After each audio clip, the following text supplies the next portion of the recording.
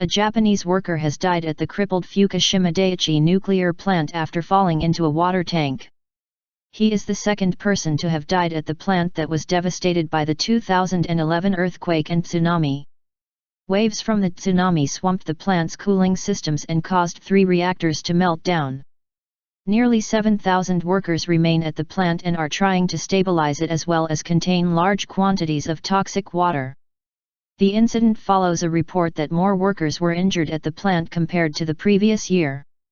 The meltdowns at the plant resulted in the contamination of the surrounding area, forcing the compulsory evacuation of 80,000 residents. Most remain unable to go home. The plant subsequently saw a series of toxic water leaks.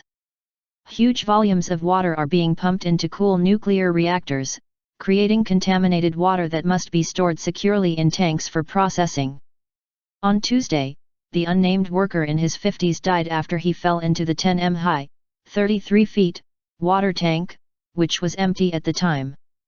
He had been inspecting the container with 2 other workers at the top. He was wearing a harness, but the hook was found tucked inside the harness. This means the harness was not being used.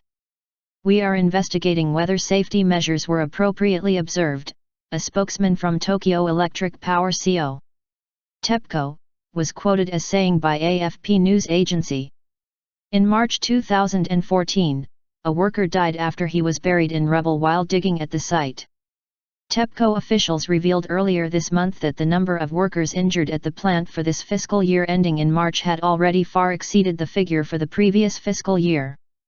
They said it was mainly due to the increase of workers at the plant, as well as poor on-site coordination and management by the partner company, according to the report by Jiji Press. It stated that 39 workers were injured and 1 became ill between April and November 2014, compared to 23 injured workers, including 1 who eventually died, in the whole of the previous fiscal year. The number of workers has nearly doubled since the last fiscal year.